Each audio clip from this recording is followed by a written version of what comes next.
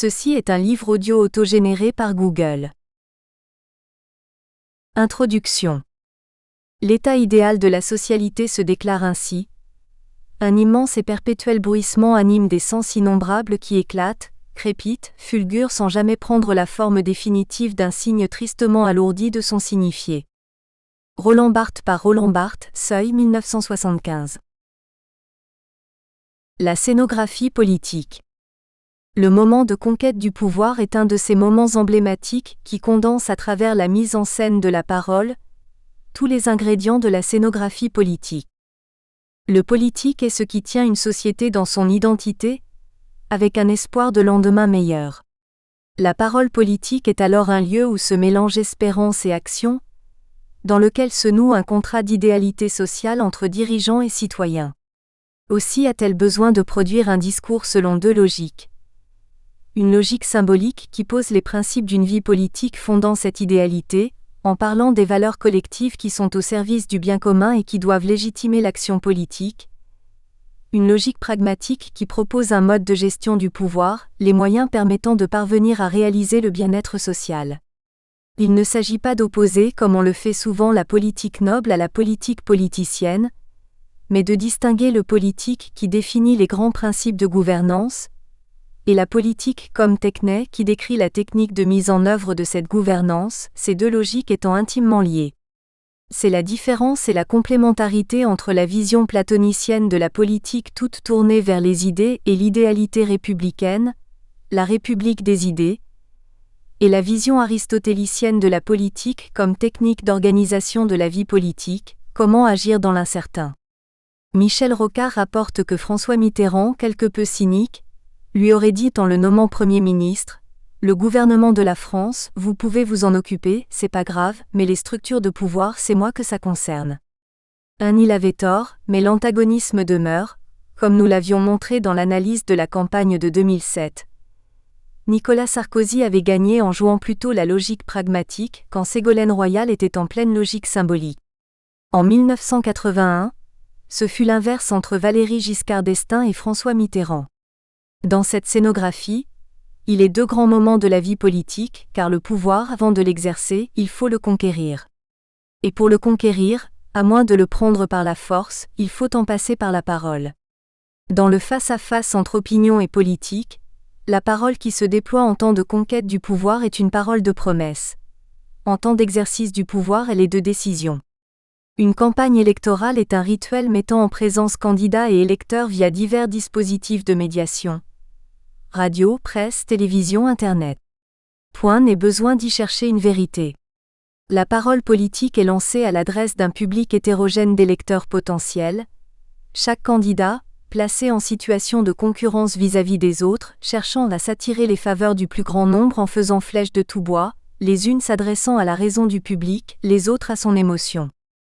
Du point de vue des électeurs, il s'agit de savoir pourquoi et pour qui voter.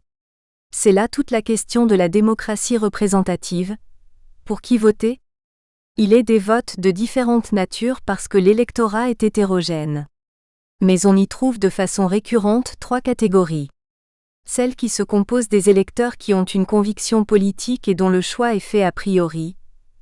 Des monarchistes nostalgiques des valeurs aristocratiques. Des républicains de la souveraineté populaire, des nationalistes partisans d'un État fort, des démocrates défendant une société égalitaire. Convictions parfois portées à l'extrême lorsqu'elles sont exacerbées par des combats de patriotisme sans concession, des utopies envers et contre tout, de haine de classe, de peur des masses populaires.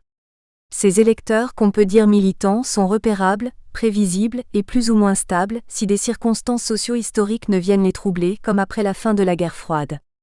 En tout état de cause, ils ne font pas les majorités dans les sociétés à suffrage universel. À côté de ces votes militants, il y a la catégorie des électeurs qui, sans avoir une opinion politique bien affirmée, votent par tradition.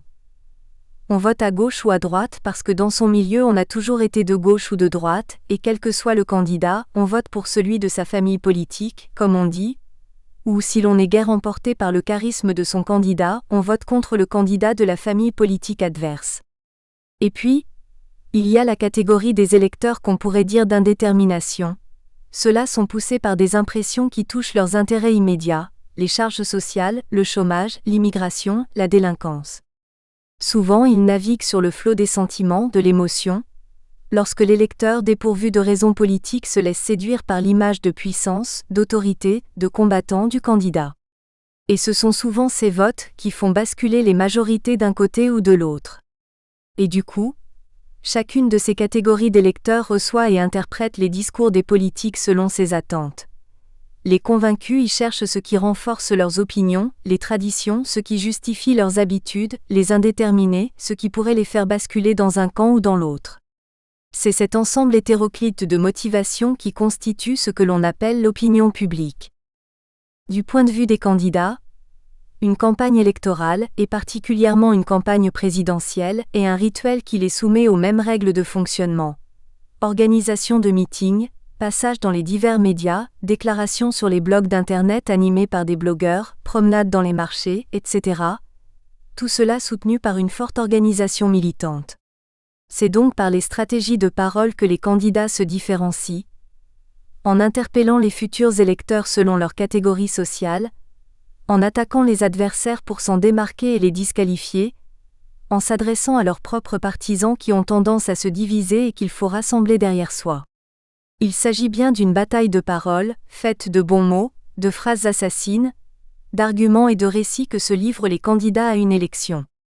Ils doivent en cela produire un double discours, l'un exaltant les valeurs du projet politique, logique symbolique, l'autre affirmant leur crédibilité, logique pragmatique. C'est cependant la pulsion de captation du public qui domine les campagnes électorales, au point d'occulter les programmes politiques. Bien sûr, il y faut des programmes. Mais le discours de campagne électorale étant avant tout un discours de promesse, il s'agit pour le candidat de présenter un programme qui ne soit pas trop engageant, en raison des contraintes futures et de l'imprévisibilité de la conjoncture, comme disent les responsables des instituts de sondage. Et ce d'autant plus que les programmes font maintenant l'objet de chiffrage par des scrutateurs. La presse se livre à une course effrénée au décryptage, et les instituts de réflexion, think tank, soumettent les programmes à leurs cellules de chiffrage, dont le nombre est passé de 1 en 2007 à 4 pour cette campagne. Cela permet aux partis de dénoncer la fausseté du calcul des programmes adverses.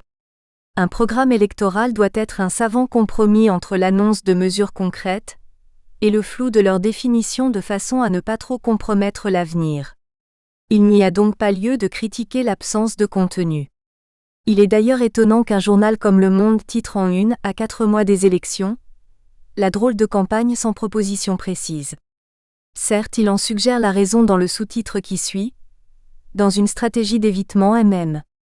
Hollande, Sarkozy et Bayrou s'en tiennent à des orientations larges. Mais le début de l'article semble de nouveau s'interroger ingénument. C'est une drôle de campagne, à la fois violente et vide. Une campagne qui a abordé 2012 sur les chapeaux de roue avec ses artilleurs et ses noms d'oiseaux, mais qui peut laisser l'électeur sur sa faim.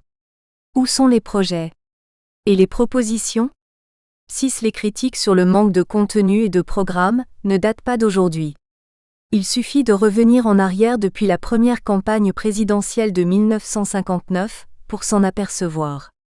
C'est une critique récurrente des médias et des commentateurs de tous ordres, économistes, artistes, intellectuels, journalistes, qui demandent une vraie campagne. C'est du midi à sa porte, commente le magazine Télérama. Pourtant tout le monde sait, du moins ceux qui ont connu plusieurs campagnes, que face à un électorat multiple et divers, l'enjeu pour les candidats est avant tout d'influence, laquelle s'obtient à force de stratégies plus émotionnelles que rationnelles, et que de ce fait les contenus et les programmes doivent être flous. On le voit, ce moment de la conquête du pouvoir est bien emblématique de la façon dont circulent dans l'espace social les paroles des politiques, celles des journalistes, commentateurs, penseurs ou analystes, celles des mouvements sociaux témoignant des opinions publiques, toutes ces paroles interférant les unes sur les autres en une mystérieuse alchimie. Sous les mots, un combat pour une idéalité politique. République et démocratie sont-elles incompatibles? Elles ne doivent pas être entendues ici comme des régimes politiques. Un régime politique se définit par son système de gouvernance et ses institutions. Elles doivent être entendues comme des mouvements de pensée définissant un idéal politique se composant d'un ensemble de valeurs, mais sans que ces mouvements prennent figure concrète en un régime politique. À ce titre, on voit bien que nombre de pays qui arborent au frontispice de leur État ou de leur parti le mot de république ne relèvent pas, quand on les compare, des mêmes mouvements de pensée politique. Affaire de contexte géographique, historique et culturel. En France, depuis la Révolution, et même en remontant plus haut à l'époque de la pré-révolution où naissent les Lumières, on voit s'opposer ces deux mouvements de pensée politique. C'est un combat qui partage en deux la société française, au-delà des divers clivages entre la droite et la gauche, et à l'intérieur même de celle-ci. À droite, et sans aller jusqu'à son extrême, une partie radicale, plus républicaine que démocrate tant elle est obnubilée par l'autorité et l'ordre hiérarchique, mais aussi une droite sociale républicaine se disant démocrate au nom du bien commun et du respect de la délibération parlementaire.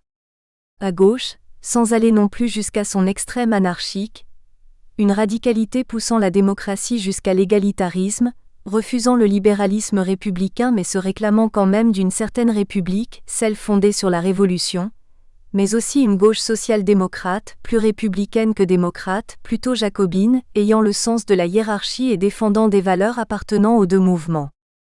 Cette division entre ces deux mouvements est à la fois l'origine et le résultat du combat que se livre de façon dialectique le peuple français, entre le désir de discipline matiné d'esprit autoritaire et l'aspiration à la liberté teintée d'esprit révolutionnaire.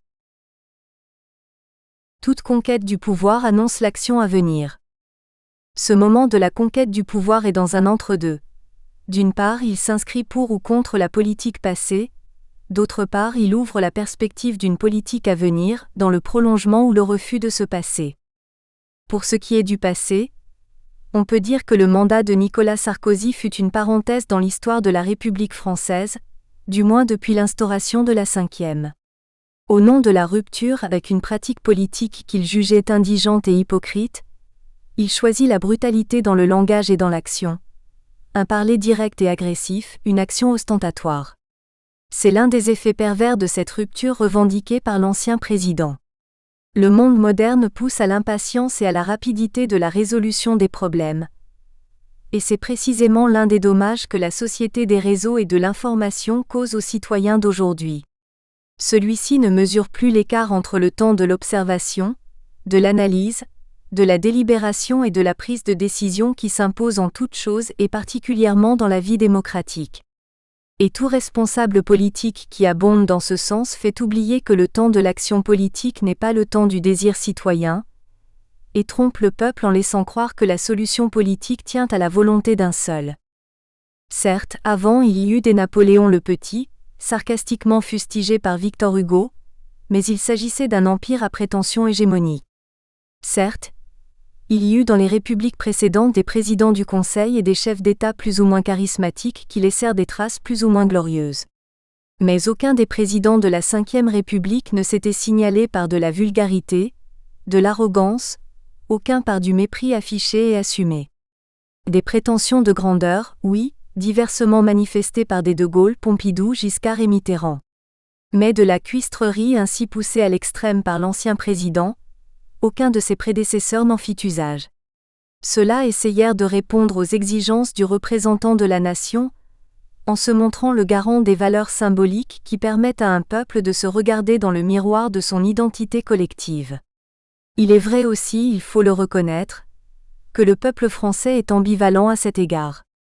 Il aime se reconnaître dans l'art de l'élégance et de la finesse d'esprit dont témoigne notre tradition diplomatique et les bons mots de nos hommes politiques, mais il se laisse également fasciner par la cuistrerie, voire la vulgarité, de ceux qui voulant marquer leur supériorité se montrent arrogants et donneurs de leçons.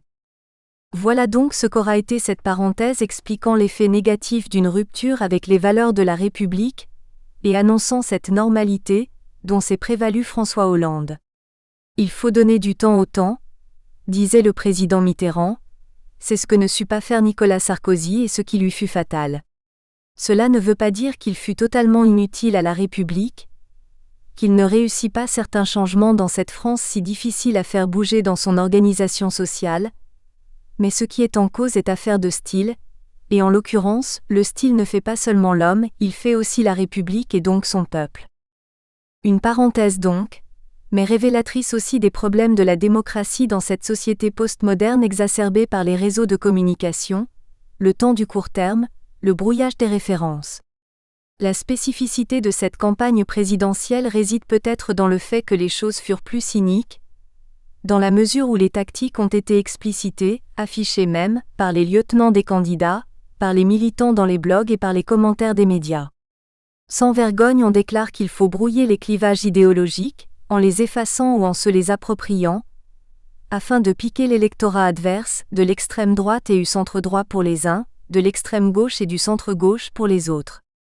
Mais cette campagne, bien plus que les précédentes, a également fait surgir des questions de philosophie politique, autour des notions de république et démocratie, et a mis en discussion des valeurs de vertu, de dignité, de respect des citoyens, d'identité, que ce soit pour les exalter ou pour les fustiger. C'est peut-être là le signe d'un besoin de refondation politique dont se sont prévalus la plupart des candidats de la gauche à la droite en passant par le centre, sur fond d'un clivage entre rupture et normalité, deux positions irréductibles l'une à l'autre. En tout cas, elle a fait émerger cette schizophrénie française du double désir d'autorité et d'égalité que l'on retrouve dans l'ordre politique de la République et de la démocratie. La conquête du pouvoir est donc première dans l'ordre du politique, et la parole de campagne électorale vaut pour condition d'exercice du pouvoir. On ne peut dissocier ces deux moments, car le processus de délégation du pouvoir par l'instance citoyenne se fonde en démocratie sur un double rapport de confiance et de vigilance. L'idéalité sociale promise lors d'une campagne électorale engage l'action politique, sous surveillance. Aussi faut-il considérer une campagne électorale comme un de ces moments de la vie d'un peuple où se révèle son existence collective, où pointent derrière le masque les imaginaires qui le surdéterminent, où, comme le dit le sociologue Cyril Lemieux, la force du collectif qui se réunit, supérieure par définition à celle de chacun de ses membres, se révèle à chacun et où chacun, de ce fait, est amené à prendre conscience du tout qu'il forme avec d'autres. Quelle analyse! Les mots seuls ne signifient pas en soi. Les mots seuls ne disent que ce qu'ils disent, pas ce qu'ils signifient. À quoi sert de savoir que tel homme politique a employé 50 fois le mot « France », alors que tel autre ne l'a employé que 30 fois? En conclura-t-on que le premier manifeste qu'il aime plus la France que le second? Il faut évidemment en étudier les contextes et peut-être qu'au final c'est le second qui paraîtra plus authentique, plus sincère, plus convaincant. Bien sûr, la quantité d'emploi des mots est l'indice de quelque chose, mais ce quelque chose n'est pas donné, il doit être interprété. Car il y a les mots et le dessous des mots. Et le dessous des mots dépend des autres mots, des conditions dans lesquelles ils ont été énoncés, de leur énonciation. Jean-François Copé, dans son livre Manifeste pour une droite décomplexée, reprend l'expression employée par la Front National de racisme anti-blanc, ce qui a provoqué des réactions d'indignation diverses à son endroit. Ceux de son propre camp ont allégué pour l'excuser que c'étaient les mots et non la pensée, ou la réalité qui était critiquable. Chacun s'exprime avec ses mots, Brice Hortefeux qui se dit d'accord sur le fond. Il s'exprime avec ses mots, moi, d'une autre manière, Marc-Philippe Daubresse qui dit cependant que ça décrit une réalité. Quant à Nathalie Kosciusko-Morizet, elle n'aime pas trop ce type de formule. Eh bien non. Si les mots fort heureusement ne tuent pas, ils peuvent blesser à mort et en tout cas révéler les pensées, l'opinion, la stratégie de celui qui les tient. Faut-il rappeler les effets dévastateurs qu'a produit sur certains pays de la zone euro l'annonce de la perte d'un A? De plus, analyser le discours ne consiste pas seulement à en répertorier les thèmes et à mettre en évidence les idées qu'il représente. On a eu beau dire que l'idée de la primaire socialiste a germé chez Terra Nova, que l'idée de la règle d'or est née dans le laboratoire d'idées de Fondapol, que la charte de la diversité 11 a été lancée par l'Institut Montaigne, c'est dans la façon dont ces idées sont mises en scène que se joue la dramaturgie politique. Une idée ne vaut que par la façon dont elle est d'abord mise en discours puis mise en œuvre. Le discours politique ayant essentiellement une visée persuasive, il s'agit d'en montrer les processus d'énonciation, car la plupart des effets de persuasion passent par la façon dont les orateurs mettent leurs paroles en scène. Ces effets de mise en scène ne garantissent pas les effets réellement produits auprès des électeurs, car ceux-ci ressentent et interprètent en fonction de ce qu'ils sont, de leur histoire et de leurs propres références. Mais ces effets visés constituent le lieu à partir duquel se construisent les opinions. Ils témoignent de l'image des candidats et en dernier ressort, des visions politiques que chacun défend.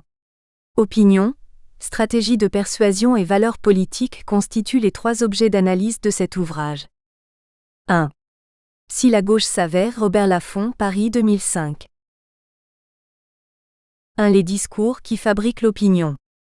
Le tonneau des Danaïdes. Copyright X-Corse. Le Monde.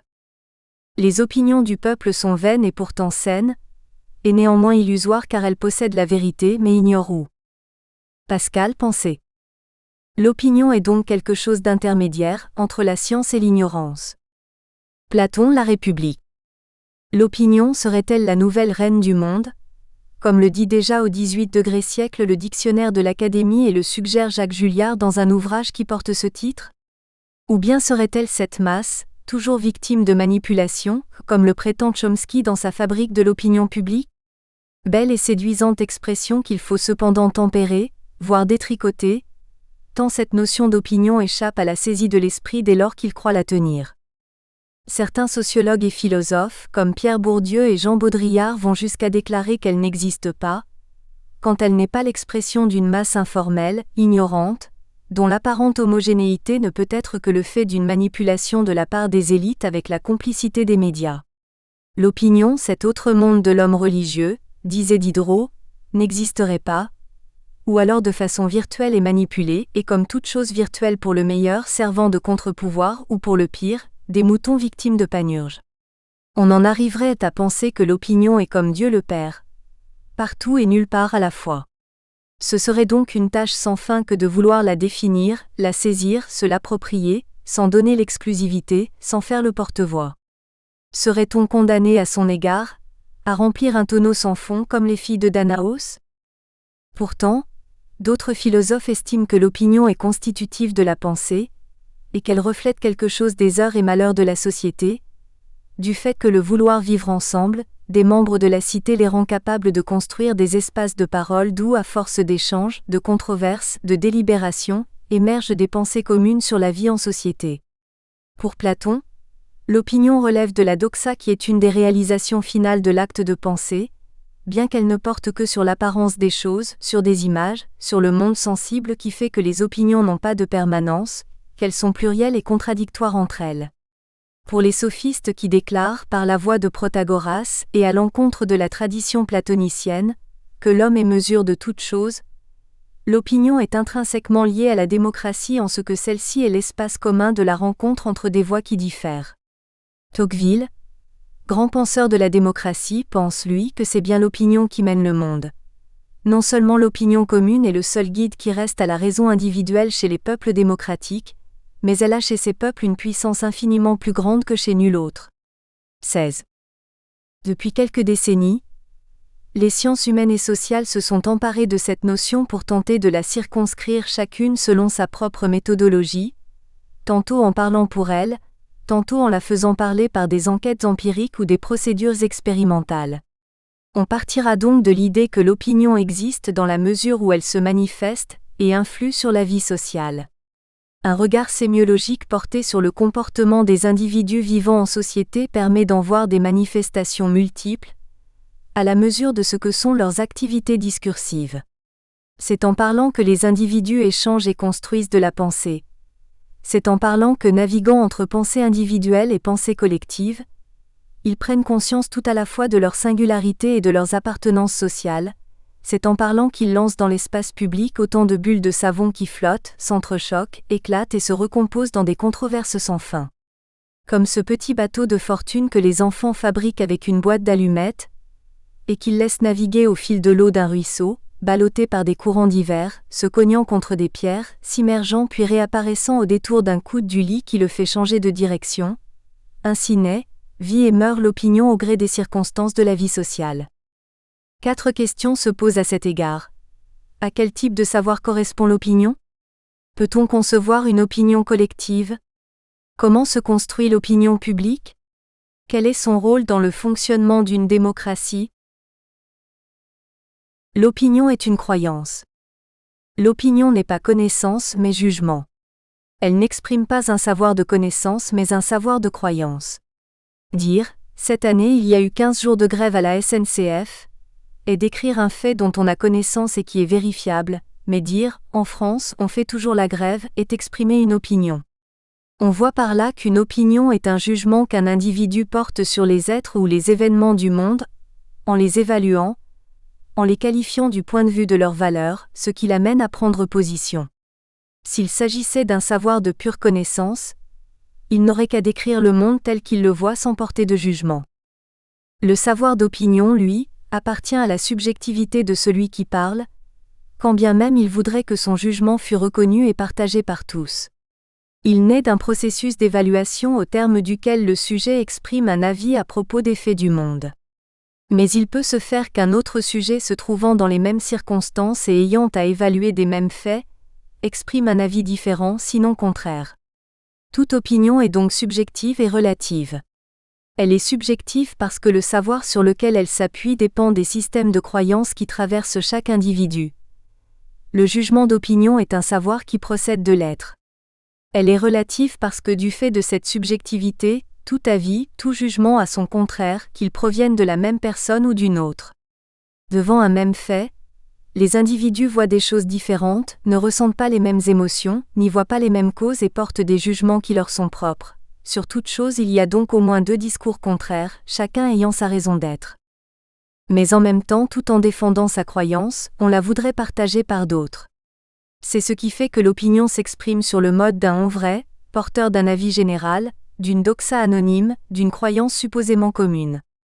Dire on ne peut pas à la fois être ministre et se comporter comme un voyou, c'est exprimer à la fois une opinion personnelle et une vérité que l'on suppose partagée par tous. Il en est tout autrement des savoirs de connaissance. Les savoirs de connaissance tendent à établir une vérité sur les phénomènes du monde, mais une vérité qui existe en dehors de la subjectivité du sujet. Cette vérité porte sur l'existence des faits du monde et leur explication de manière objective. Cette vérité est énoncée sous la forme d'un il vrai par un sujet qui se veut neutre, sans jugement, dépourvu de toute subjectivité, un énonciateur impersonnel, sans responsabilité, relais d'une autre voix pouvant s'appeler la science ou l'ordre des choses, dont le garant est la possibilité pour tout autre sujet de vérifier la véracité des propos tenus et donc du savoir. Le savoir de connaissance ainsi produit n'est point discutable parce qu'il s'impose dans sa vérité objective. Personne n'a jamais vu la Terre tourner autour du Soleil. Pourtant on en a la connaissance parce qu'on nous l'a fait connaître comme un savoir savant démontré de façon indiscutable. On est ici dans l'ordre du prouvé. Mais il est une autre forme de savoir de connaissance, celle qui s'appuie sur l'expérience. L'expérience permet de construire des explications sur le monde qui valent pour connaissance du monde, mais sans aucune garantie de probation. Pas de procédure particulière, pas d'instrumentation.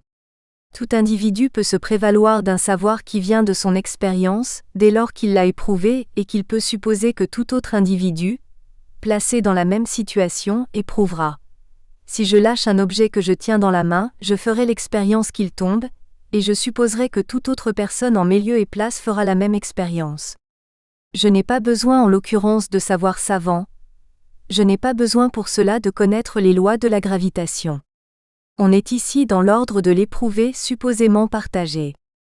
On voit la différence entre savoir d'opinion et savoir de connaissance. L'opinion n'énonce pas une vérité sur le monde, mais un point de vue sur les possibles savoirs du monde. La connaissance renvoie au monde, l'opinion renvoie au sujet. Ici c'est le sujet qui va vers le monde, là le monde qui s'impose au sujet. L'énonciation d'une opinion jette celui qui l'a produit dans l'arène publique des jugements que chacun défend les armes à la main, car il y va de la survie de sa pensée, comme dans la tragédie grecque, Antigone face à Créon. Le jugement d'opinion procède donc d'une évaluation, d'une impression ou d'une pulsion au terme de laquelle est déterminée une prise de position intellective ou affective. Ce peut être un jugement d'ordre esthétique, émotionnel, pragmatique, moral, mais dans tous les cas, ce jugement engage le sujet opinant dans une prise de position plus ou moins raisonnée à propos de questions qui font controverse, à moins qu'il s'agisse pour lui d'évaluer des faits de façon probabiliste, comme lors d'un sondage d'opinion, ou d'exprimer affectivement une préférence ou un rejet. Toutes les opinions ne sont donc pas du même ordre. Elle navigue du plus émotionnel au plus raisonné. Le jugement d'opinion dépend de plusieurs facteurs. Ce à propos de quoi il s'énonce, qu'il s'agisse de personnes ou d'un événement, que cet événement se soit déjà produit ou puisse se produire, la position du sujet qu'il énonce quant à son engagement pour ou contre ce qu'il juge, à moins qu'il ne prenne une posture de neutralité qui ne l'engage pas. La nature du jugement, selon que celui-ci repose sur un certain raisonnement permettant de faire des évaluations ou des prévisions, ou sur des sentiments révélant des intentions ou des préférences. Il faut également prendre en compte la polarité du jugement, qui peut être négative ou positive. Enfin, on tiendra compte de la modalité d'affirmation, le sujet pouvant s'exprimer de façon relative ou catégorique, acceptant ou non la discussion. La difficulté de catégoriser les jugements d'opinion tient donc, non seulement à ces divers paramètres, mais aussi au fait que ceux-ci sont liés les uns aux autres. Déclarer, on ne peut accepter que les frontières soient ouvertes à toutes les invasions. C'est à la fois émettre une opinion sur des événements humains, se déclarer contre, exprimer une conviction d'ordre moral, la présenter comme une évidence et vouloir que cette conviction soit partagée par tout le monde. Déclarer, je pense qu'on devrait développer plutôt une politique de croissance que d'austérité. C'est émettre une opinion sur un phénomène socio-économique, se déclarer pour, l'appuyer sur un certain raisonnement, la présenter comme relative tout en revendiquant son point de vue personnel. L'opinion est la forme de savoir la plus répandue entre les hommes. Avec elle, grâce à elle, à travers elle, ils vivent, parlent, se disputent, se réconcilient et régulent, bon an mal an, la vie en société. Parfois en trichant, en faisant passer des savoirs d'opinion pour savoirs de connaissance, mais toujours en étant conscient qu'une opinion est un jugement, qu'elle est censée être partagée par d'autres et qu'elle engage celui qui la profère. Y a-t-il une opinion collective ? Dans l'instant de son énonciation, il n'y a pas de parole collective. Il n'y a pas, comme dans une chorale ou le chœur de la tragédie grecque, plusieurs bouches qui s'ouvriraient en même temps pour proférer une même parole. Ce n'est qu'une personne qui parle pour énoncer une parole qui lui est propre. De ce point de vue, on pourrait dire qu'il n'est de parole qu'individuelle. Cependant, dès que nous venons au monde, nous plongeons dans l'altérité. Dès la naissance, par un processus d'apprentissage social qui commence avec le dialogue mère-bébé, le triangle père-mère-enfant, puis la famille, puis les amis, l'école, la vie professionnelle, nous constituons notre être collectif. Nous apprenons qu'il y a un autre différent de nous-mêmes, et que c'est avec cet autre que nous devrons composer pour constituer notre identité.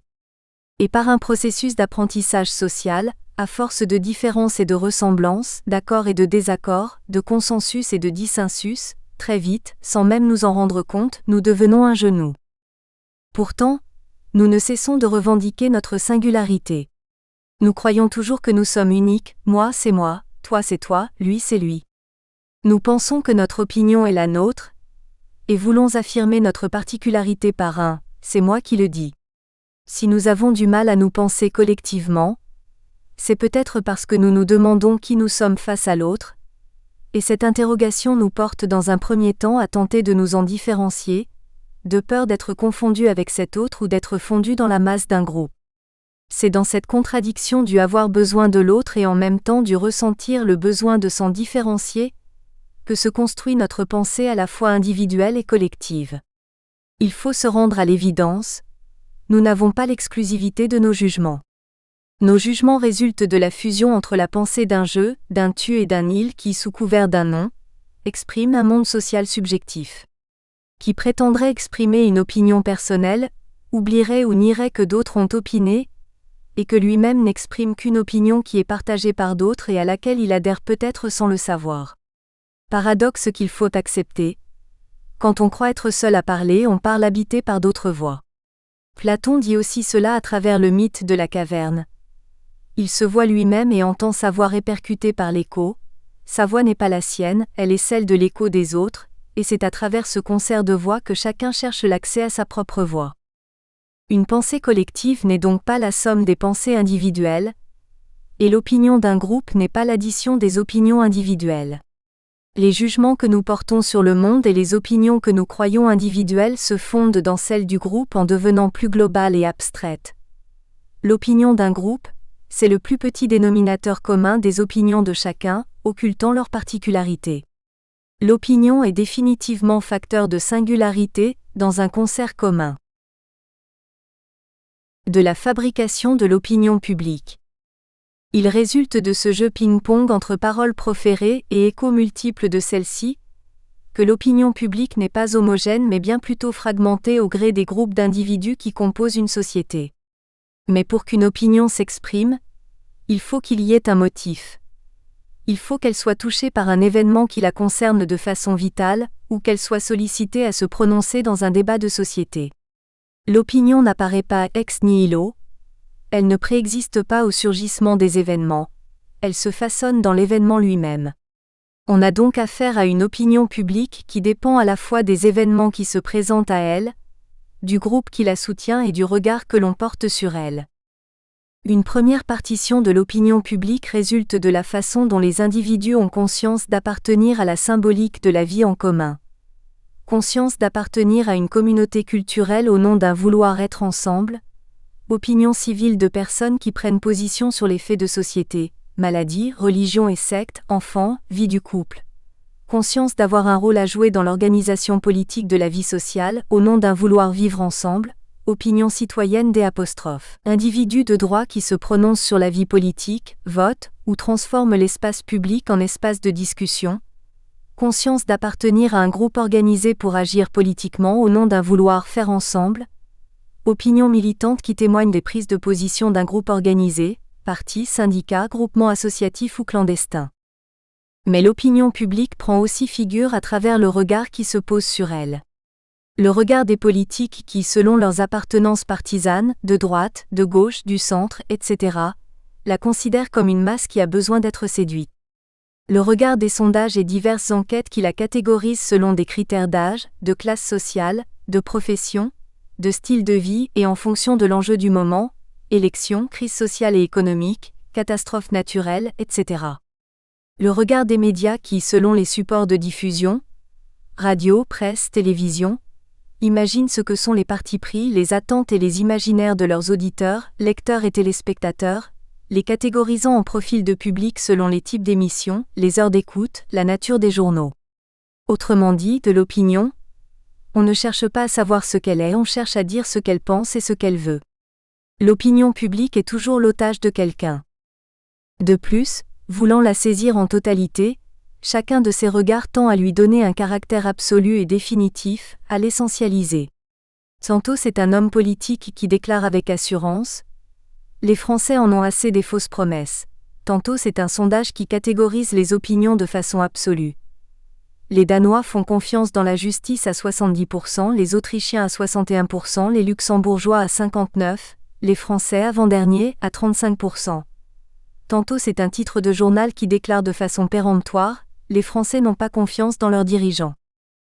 L'opinion publique est en construction permanente, à la confluence d'un triple mouvement de réaction de la part des groupes sociaux, d'assignation de la part des acteurs politiques, de catégorisation de la part des instances médiatiques.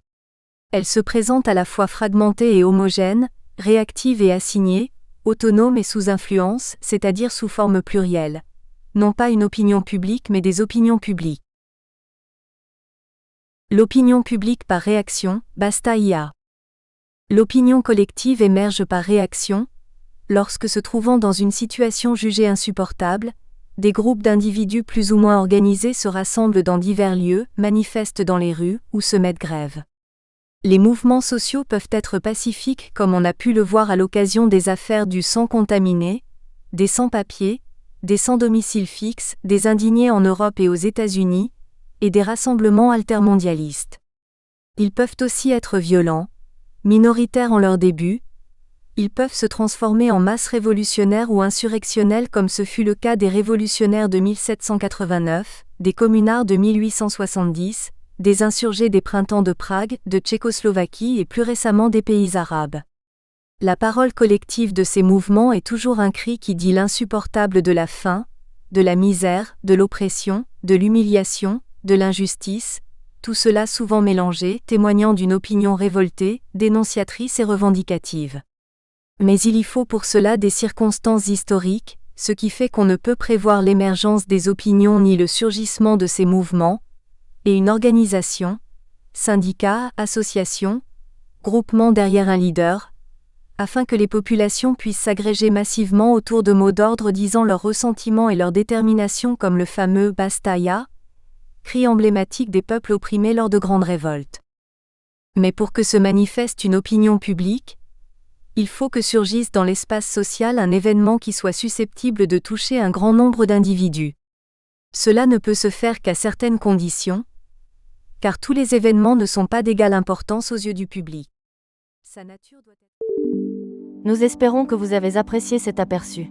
Pour continuer à écouter ce livre audio sur Google Play Livres, utilisez le lien dans la description de la vidéo.